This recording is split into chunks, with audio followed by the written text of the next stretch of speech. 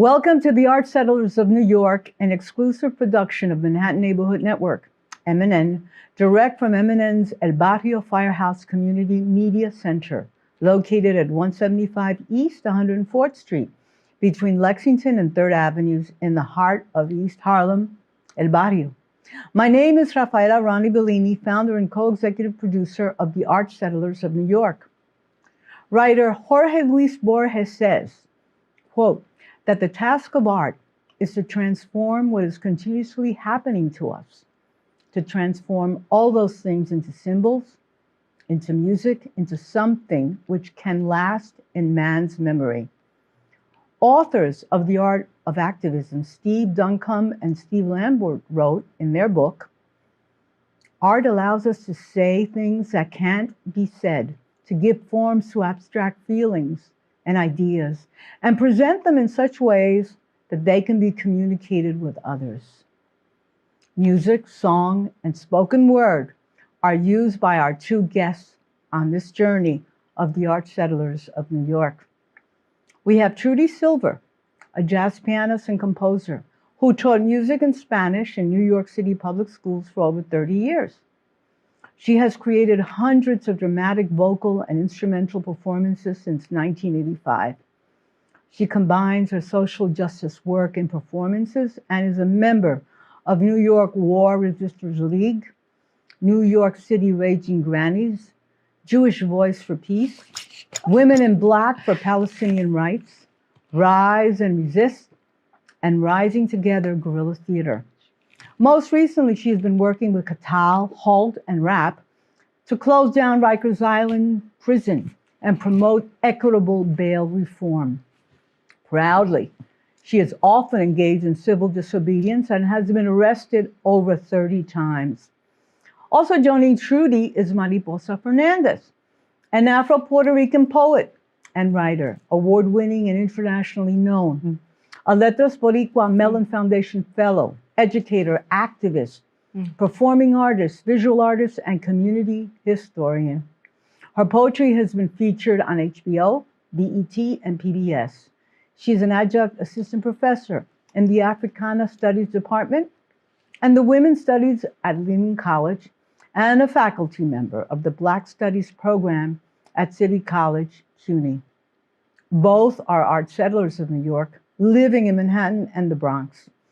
Trudy and Mariposa have been performing together for over 5 years.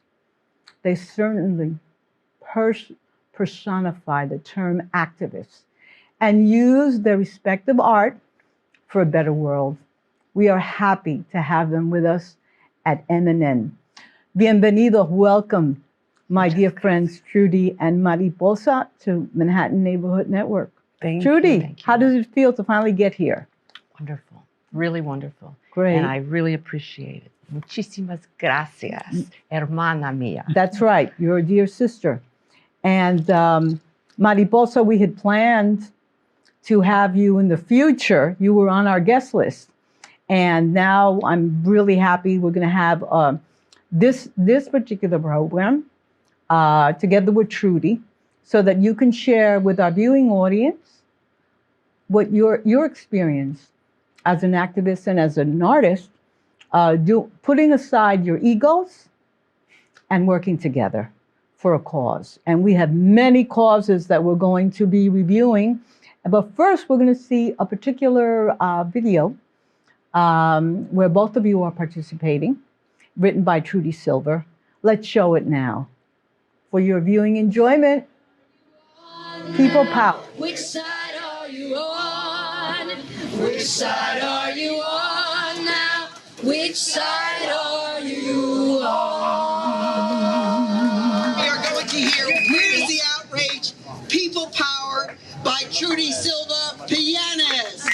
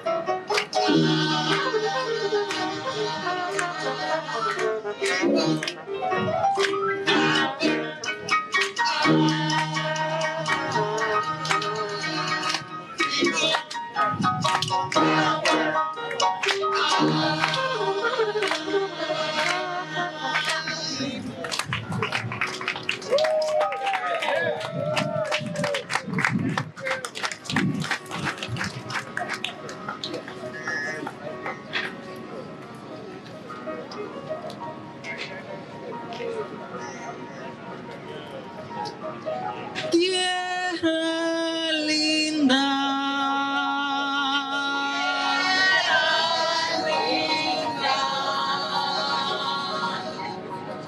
agua limpia,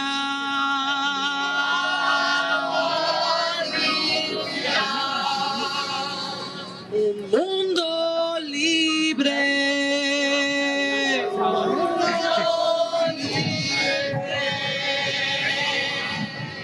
donde podemos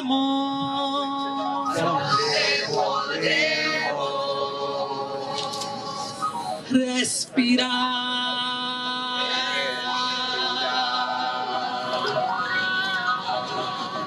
Tierra linda,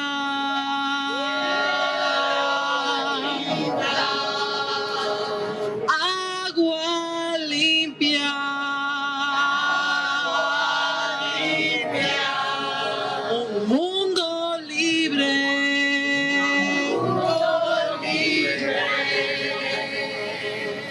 con justicia y paz.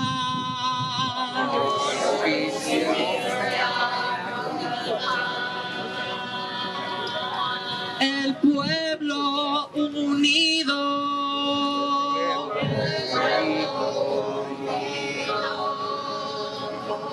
el pueblo unido,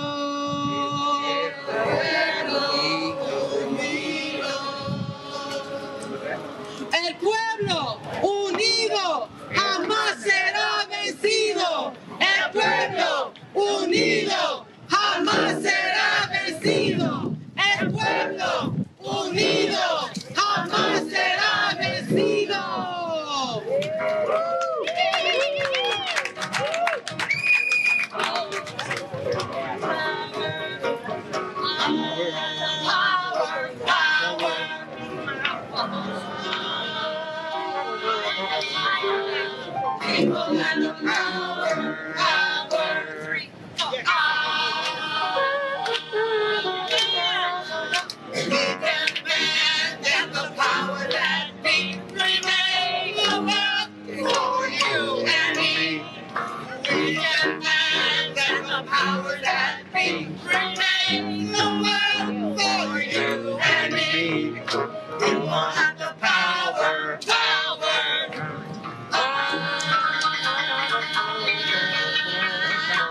People have the power, huh?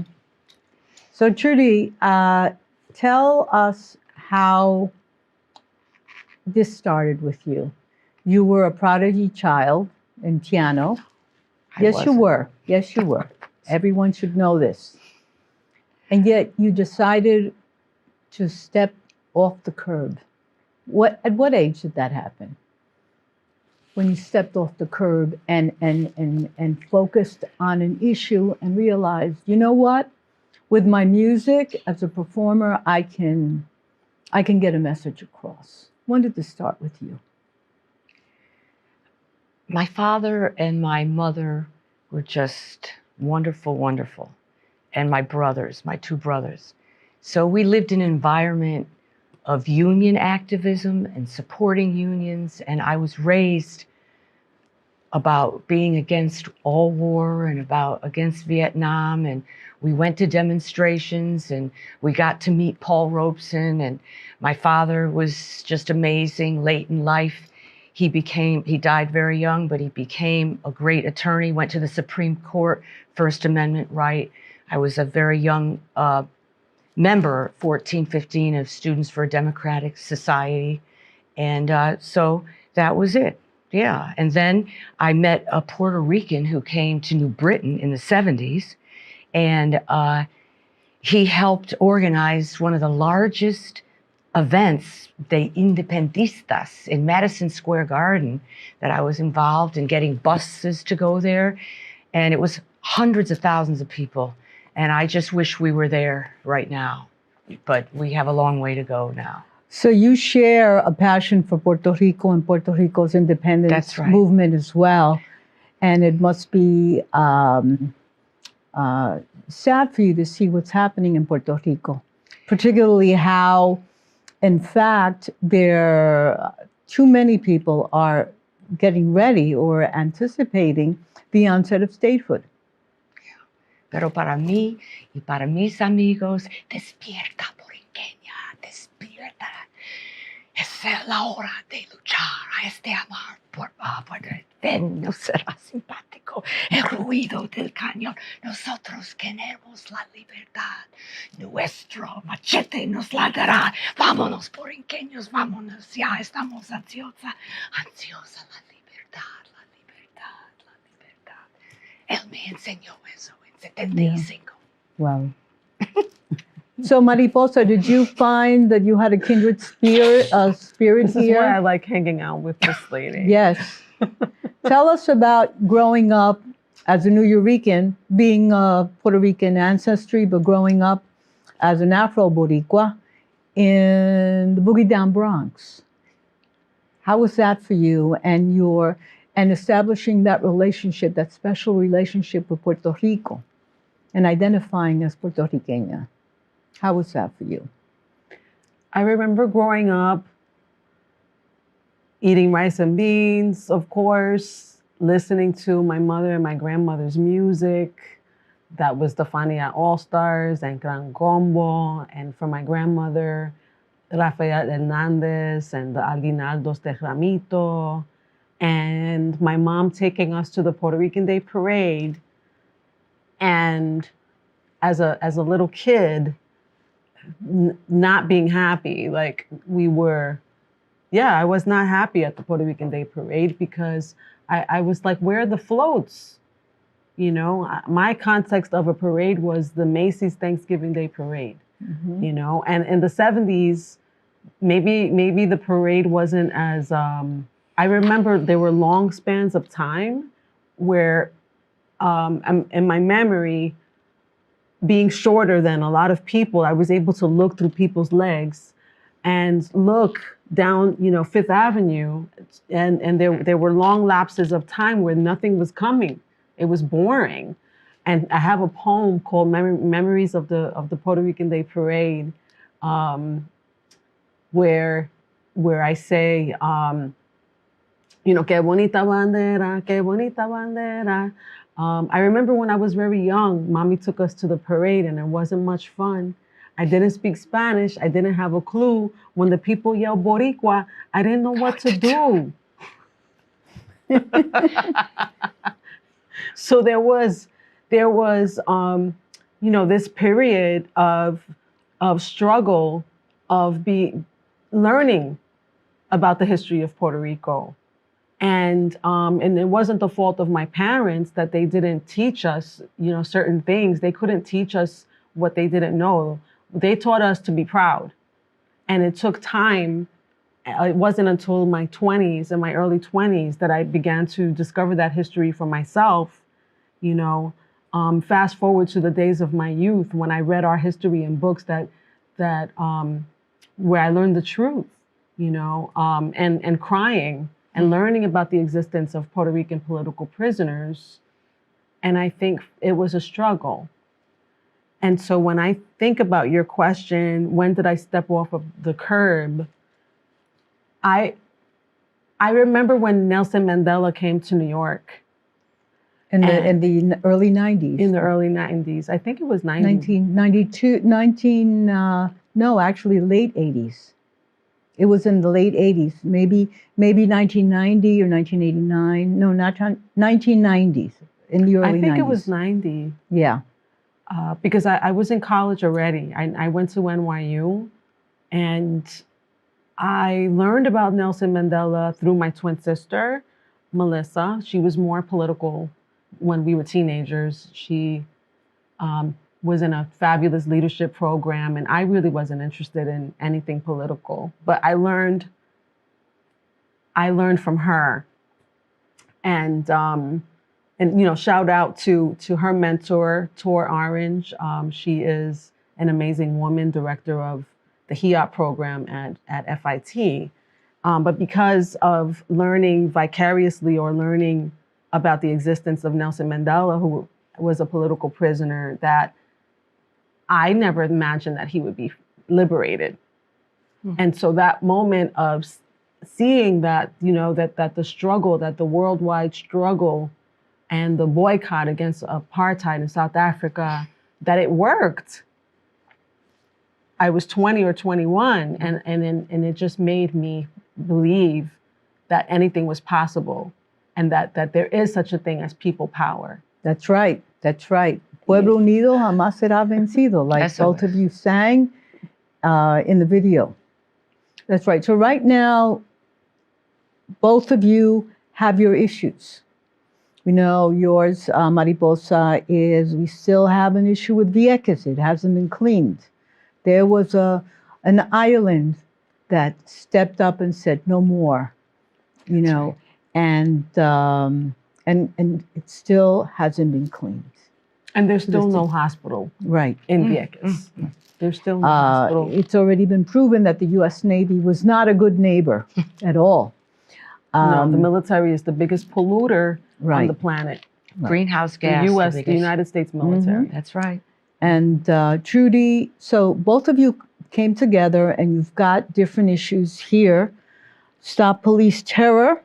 But I think it's important, the concept of rising together, where we were together. It was a coalition of over 50 organizations. And so Rising, that's amazing. RisingTogether.info and Rising Together Guerrilla Theater have come together. The first event was September 19th, 2022, or was it 21? I think, 21. Sorry. That was 21. And so that represented 50 different organizations that pulled together at the triumph of the human spirit. And all of these issues have been brought together. You saw that killer drone. It was an actual replica. Nick Motern has brought that all over to U.S. anti-war events. He brought it that time. We had a puppet of Mumia Abu Jamal, one of the most important, well-known. We have so many political prisoners, but he is one. And so we're trying to create coalitions so that we can pull together the way things were in the 60s and the 70s, when hundreds of thousands of people would turn out for pro-choice. Hundreds of thousands of people would turn out to end the war in Vietnam. So we have a lot of work to do. And so our thinking is certainly closing Rikers. That's something that we've been involved with since 2015. That's the shirt I wore when I got arrested at when Rikers. Were you talk to us about you? That was 2015. There were 4 or 5 different organizations. There was even a plane load of former prisoners that came from LA to this event in 2015. We were sure we would be successful in closing. We got some actors to donate thousands of dollars for these 10-foot replicas of people who've been killed by cops. And I had Sandra Bland, for example, and we were there and we got arrested and there was a lot of press. And what? Today, last week, this week, Rikers is a death sentence.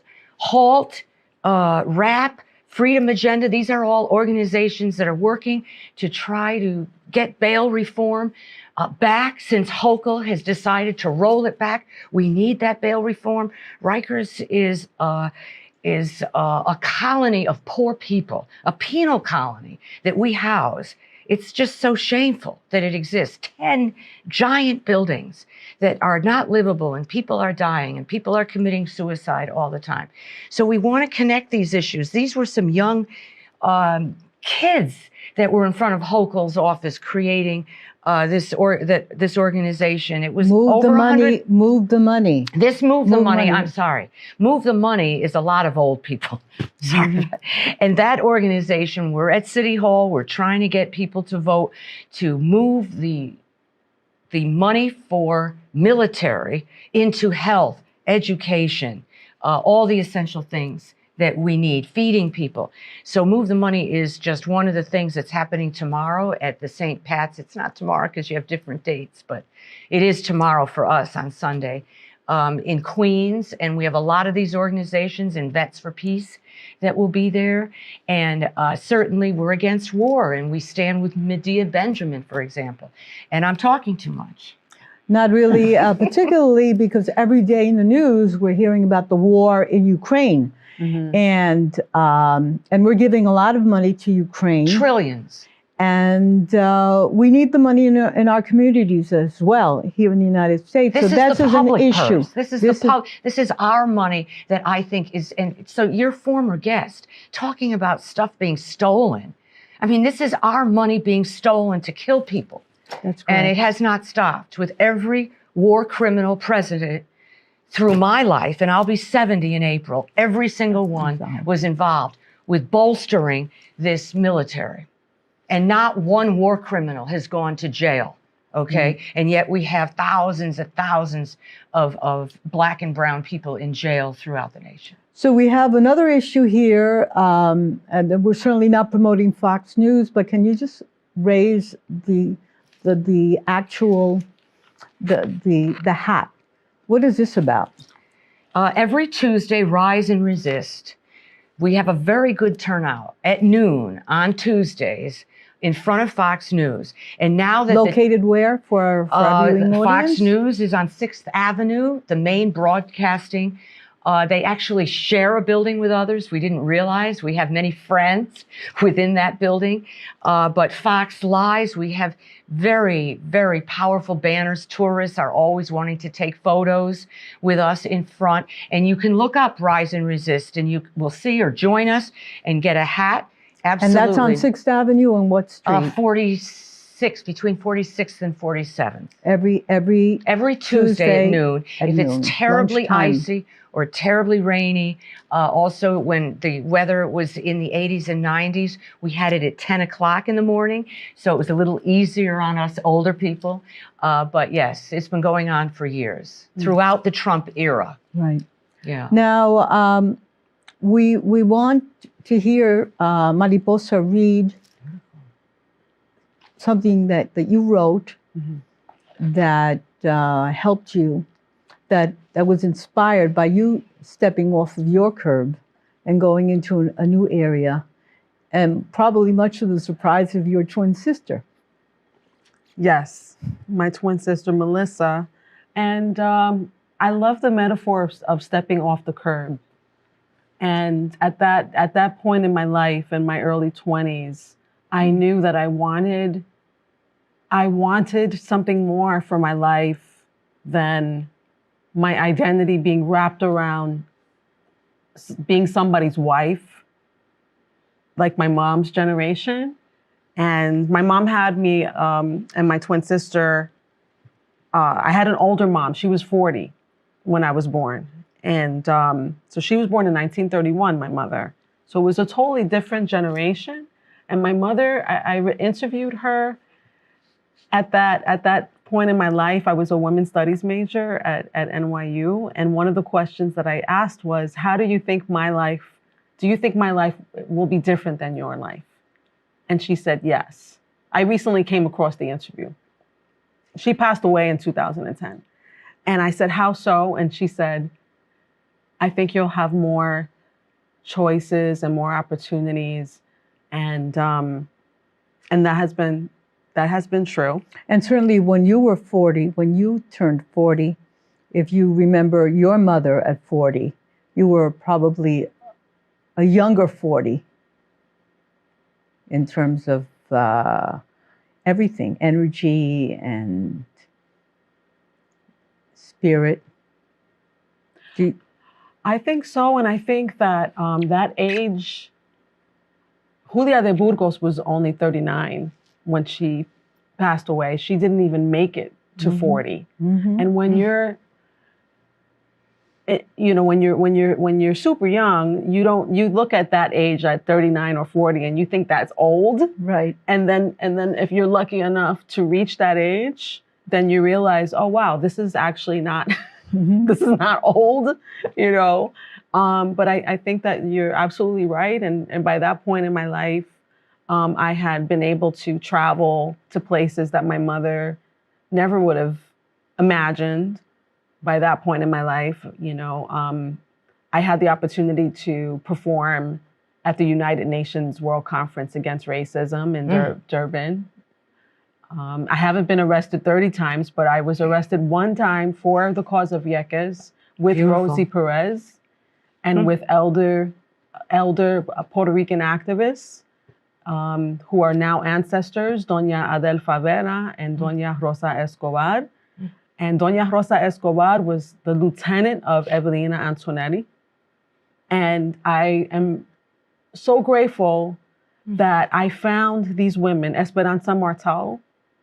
I found women who were political mothers and revolutionary mothers. And I don't know if I actually don't believe, we'll see what's going to happen. But as far as Puerto Rico becoming a state, I think it's important to look at Hawaii as a warning of what Puerto Rico could become.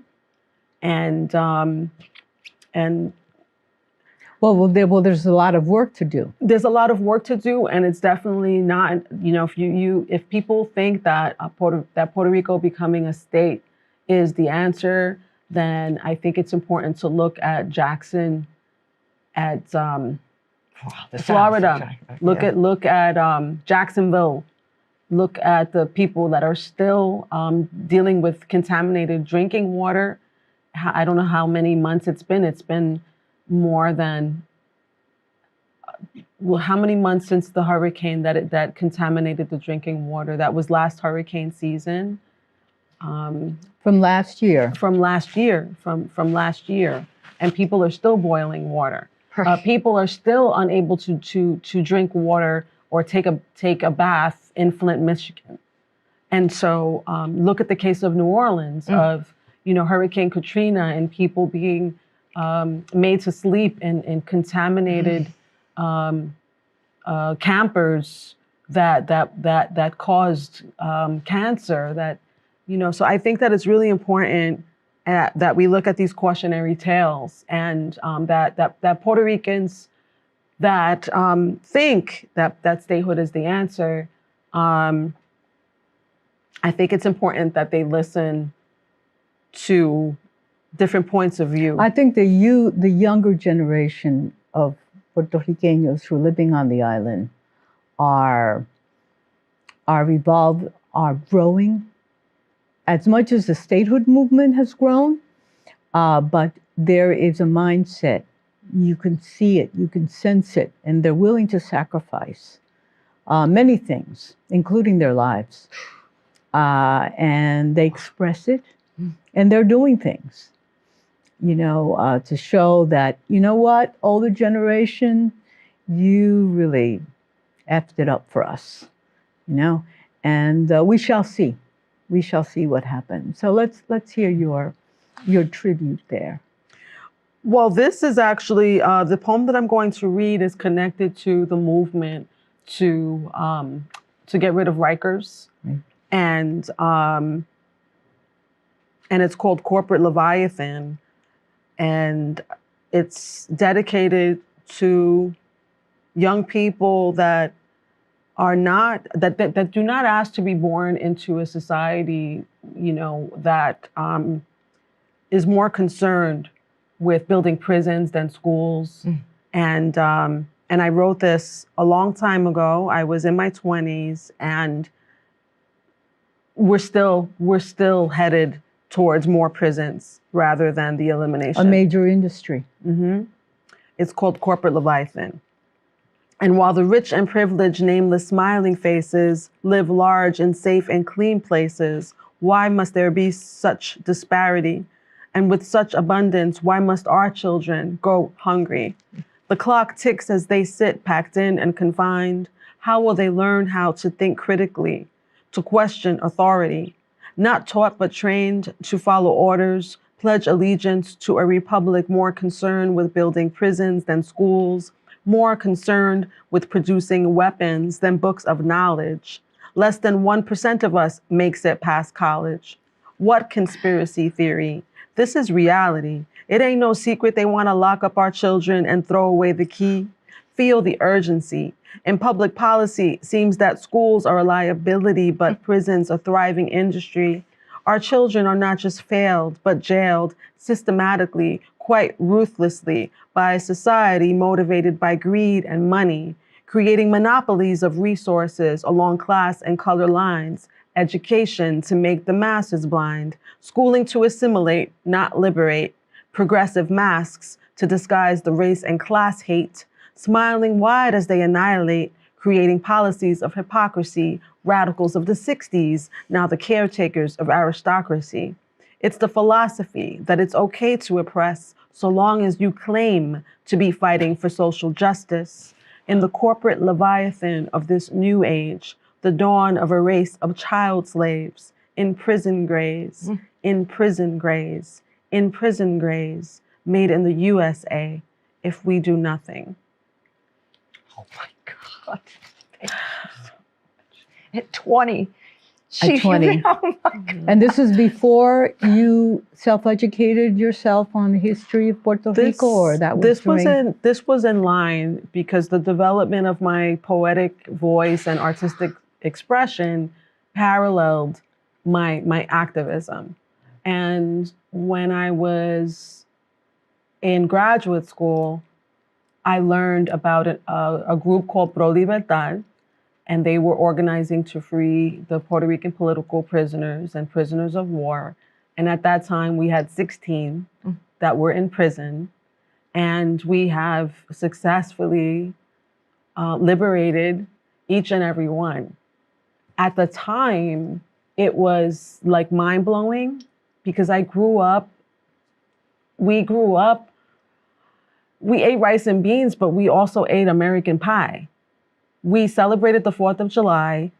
I remember as a little kid, the bicentennial, that was our holiday too. Like, you know, you couldn't tell me anything. They celebrated in Puerto Rico. Oh yeah, well, it was a big deal. I remember that. Yeah. You know, I remember the bicentennial and feeling proud. And I remember thinking that, you know, George Washington, the founding forefathers were, you know, that's it was what your we great-great-great-grandfather. Yeah, we were. That's what we were taught, and of course, we were not taught that he was an enslaver. You know, that him and Martha were enslavers. You know, we knew nothing about the history of slavery and enslavement of New York.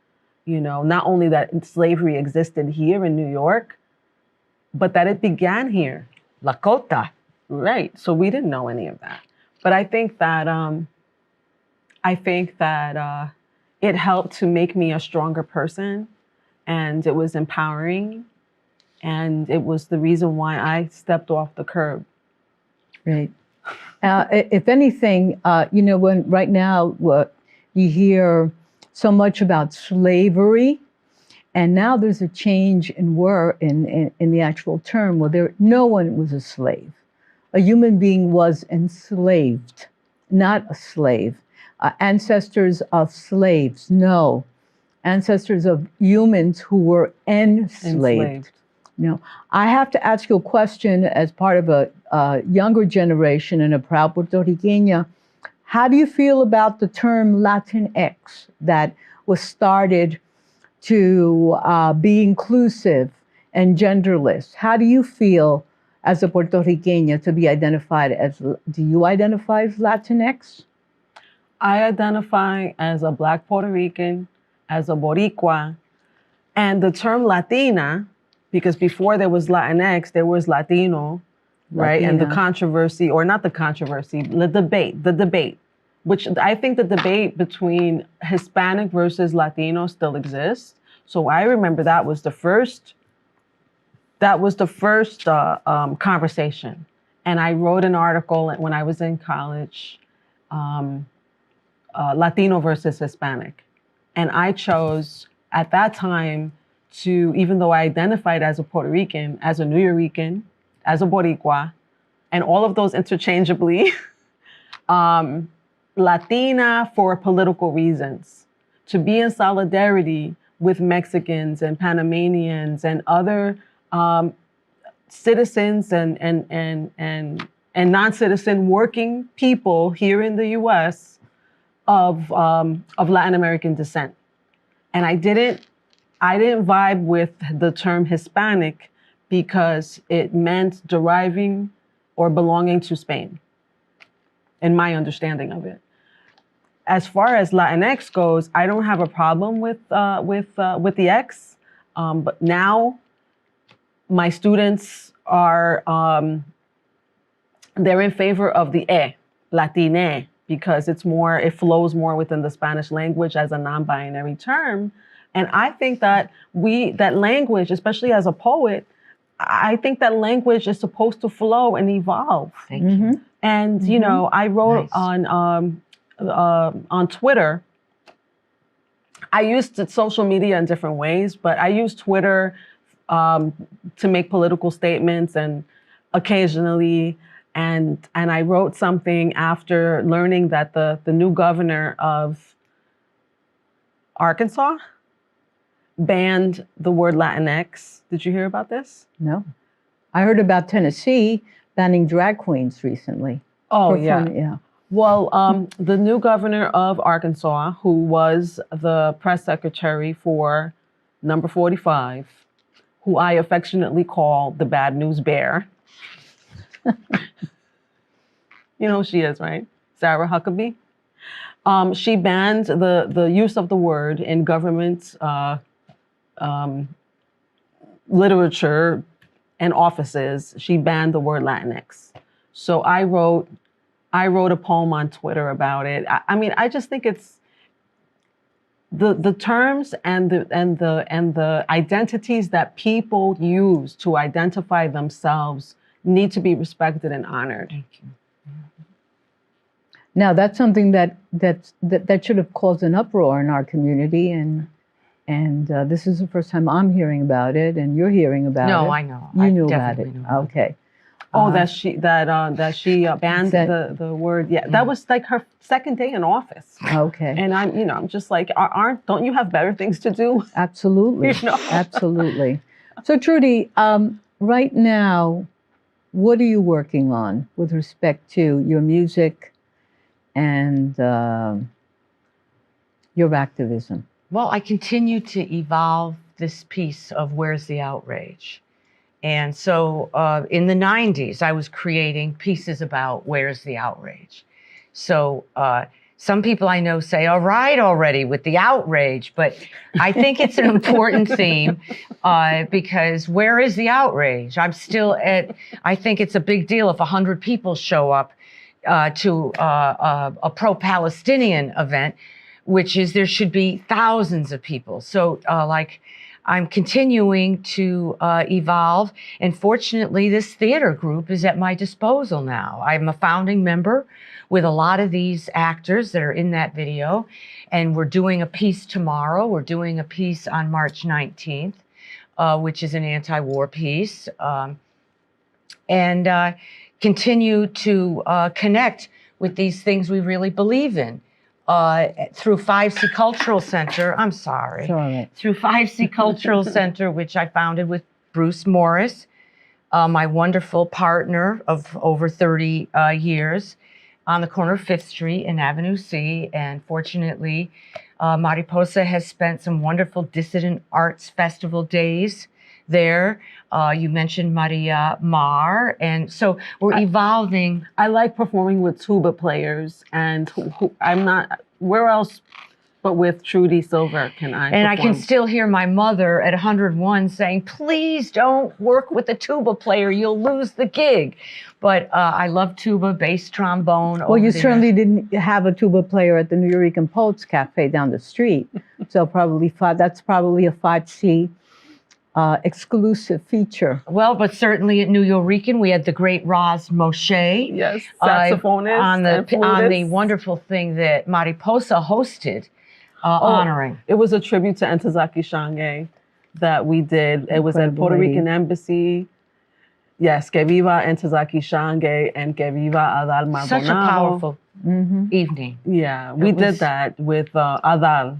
There's another Maldonado. Lower East Side resident poet that we want to speak about. Senon? Senen. Senen Moreno? Senen Moreno. Yeah, Senen Moreno, actually her work is included in this anthology. Yes. Edited by Mirna Nieves, and there are 5 poems of Senen's included in this anthology. And I censor her poetry in my courses. I think it's really important that we remember this Puerto Rican, Afro-Puerto Rican activist and artist who wrote poetry. She was a performance artist. She was a filmmaker. A wonderful artist. A radio broadcast host. She made shirts. She did beautiful work. She also had a show. She had on MNN. This was over 20 years ago. In the 90s. And she had a radio show called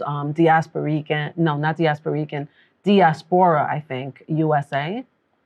I think it was called Diaspora And she filmed USA. so many things at 5C. She loved 5C Cultural Center. Mhm. So we had a chance to work together there.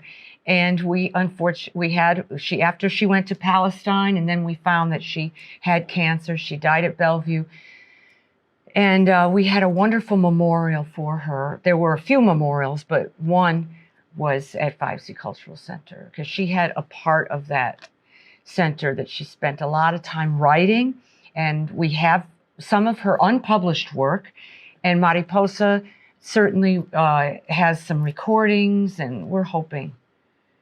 Viva, que viva, Senen Moreno. Y roar. Roar. Roar. And maybe we can have a special program on the Art Settlers of New York doing that, perhaps on the anniversary of her transition or her birthday. That would be That's wonderful. something. She was a Gemini. So that's coming up In June. from May and June. In June. May and June. Maybe that's something that we can. In before the fact- Puerto Rican Day Parade, maybe. Yes. Or during that month. Yeah. Yeah. So, what is going on right now at Rikers? What's the situation with respect to the new mayor and the commissioner for corrections? We're involved in a petition drive. We're involved in going regularly to City Hall. Actually, on Mumia's birthday, which happens to be my birthday, we hope to be going to Rikers and creating a coalition and trying to get more press and just up the pressure. But basically, things are not moving. And he is a... So there was a movement under the leadership of then Speaker Melissa Mark Viverito and Mayor Bill de Blasio. What's There going on? just has been talk, just a lot of talk, and so many people. But they started a serious conversation at the time. I just am saying that there is nothing moving seriously in this direction. So what can our viewing audience do with respect to this? Can Write their come out into counsel- the streets and Okay. look for every protest that's connected with anti-prison industrial complex, because we're trying to end solitary. Many of us are going to Albany on a regular basis. We did get solitary for the New York legislature to say no to solitary. And what did they do? They turned around and created these boxes in Rikers, in all of the state prisons. And it's really solitary, but they have some opening on one side. It's just terrible the way people will try to go around any positiveness. And the only real change, I believe, is in the streets with pressure, and certainly letting elected officials know that they will not get elected if they continue to not do anything about these issues. So to me, getting out in the streets for anything that you feel very close to, if you're upset about your money going for weapons and weapons sales, check out Medea Benjamin, who goes into the boardrooms of the war machine makers, of the armament makers. She goes in, she's a scholar. This little thing, she goes in all dressed in pink. She somehow gets in, and the cops are carrying her away, and yet articulately she's expressing how our money is being used to kill more Ukrainians, just like in Afghanistan, just like in Iraq, just like in Vietnam. And I do want to mention another person that we honored at Martin Luther King Day at 5C. Yes. And this is a woman who, again, unsung. We're all unsung, right? Who knows us? But it doesn't, we're continuing to let people know what we're doing.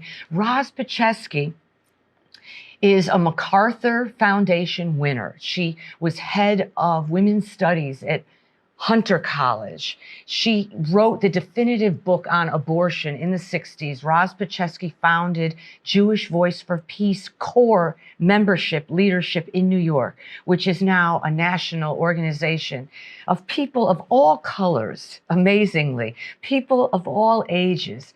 And she really, as a leader, has done that. And she just came out with this amazing book, A Land with a People. And why do I think this title is so amazing? Because as a little girl, my father, who was perfect on race and wonderful on war, did not get that Israel stole the land that belonged to Palestinians. He raised me thinking that nobody lived there, that they were nomads. And so he said, oh, it's a land without people. That's why there was no issue with Jews coming in.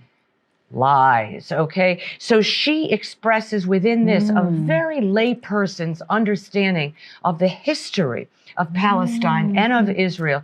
And it's an important read for Jews and non-Jews alike, of course.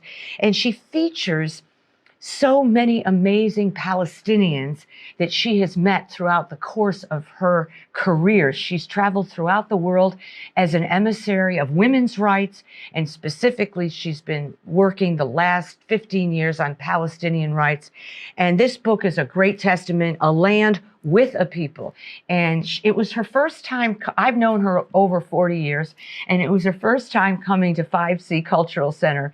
And she got me to go and get my GED. I was a high school dropout. My parents said, you got to go to school, I didn't listen to them. I listened to Roz in the 80s because I taught her kid how to play jazz. And she said, you're a great teacher, you got to go to school. So she got me to go to school, go to college. And now, you know, it's great because I have a pension and I have Social Security, as long as the Republicans will let me hold on to it for a little while.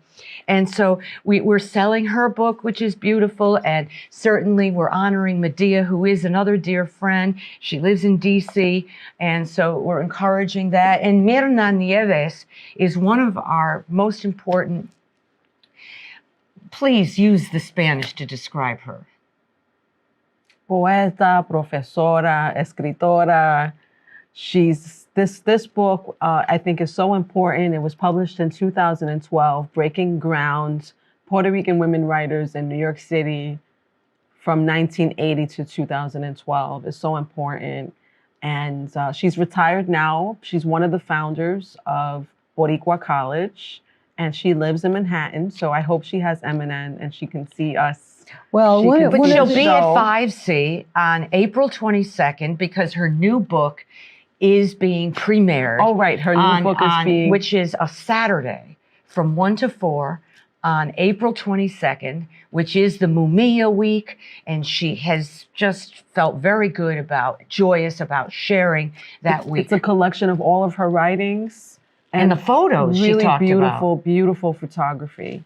Beautiful photography, yeah. Well, certainly right after Easter, everyone can remember that the 22nd of April. That would be great. Thank you. We have a date on the corner of East 5th Street and Avenue C, 5C, Loisaida. in the heart of Loisaida. Loisaida. That is how the Puerto Ricanos used to call the Lower East Side, and it's called Loisaida. And coined by Bimbo Rivas. That's correct. Bimbo Rivas, resident of East 4th Street, SOS. between Avenue C and B and C. So there's a lot of history in Loisaida, and we all have a date that day to go to 5C and support Mirna. Mirna, an important publisher, I should know the name, but it is a major university Yes. that's publishing her book. So we're so excited about that. And another term for Mirna in Spanish, una joya puertorriqueña, a jewel. She's a Puerto Rican jewel. Tesoro puede decir Un también. tesoro Un tesoro, puertorriqueño gracias. también. Absolutely.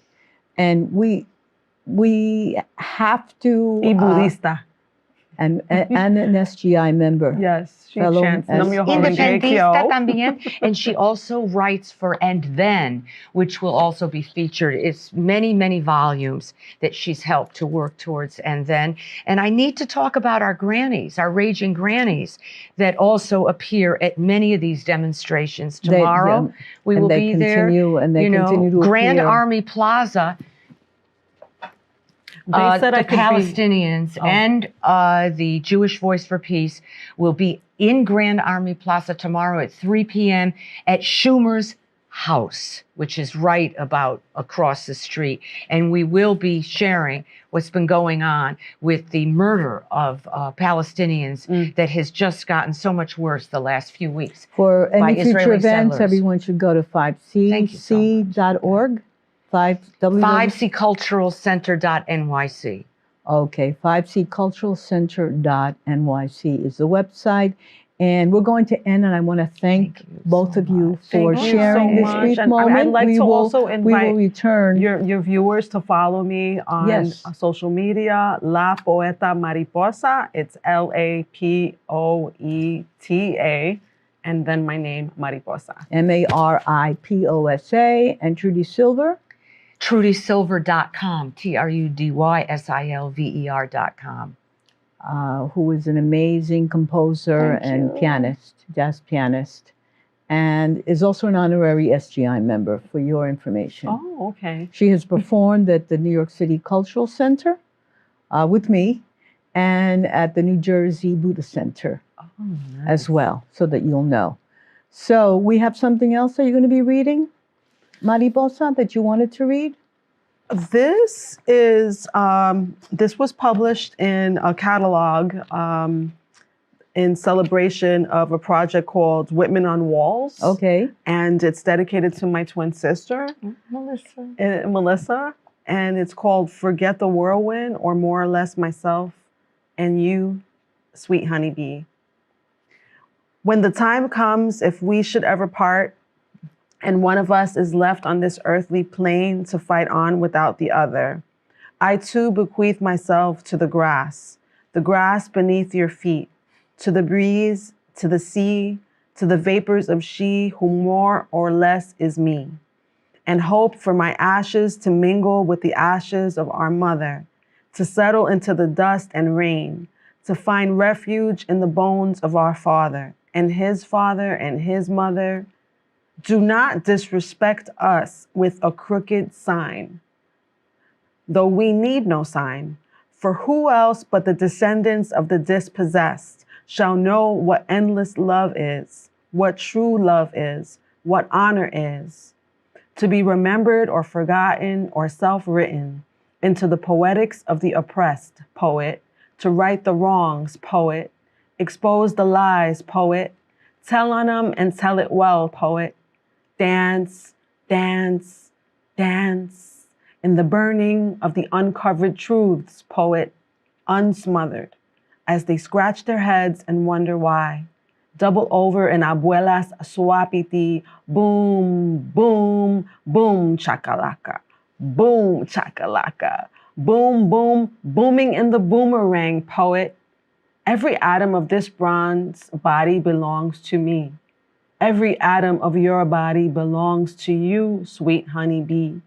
Our lives, our choice, our bodies, our voice. The goings on beneath our sartorial undergarments are of no concern to the high court, your grace. For who else but us will know the echo of resistance, hear the memory of our laughter, Our wonder twin cackles from the cradle to the grave, from the womb to the tomb and beyond. Beyond the majestic sunrise and blooming moonflowers, where the stars aligned in the zodiac on the midsummer night when we were born. Cross my heart and hope to die, never forgetting that my true love was always you. We shall revel in the victory that we brought each other peace. If we ever do part, I will find you on the other side of the rainbow. Bet your life on that and my endless love. Whoever wishes to look for us, forget the whirlwind. Look there. Thank you. Thank you. Thank you. Thank you.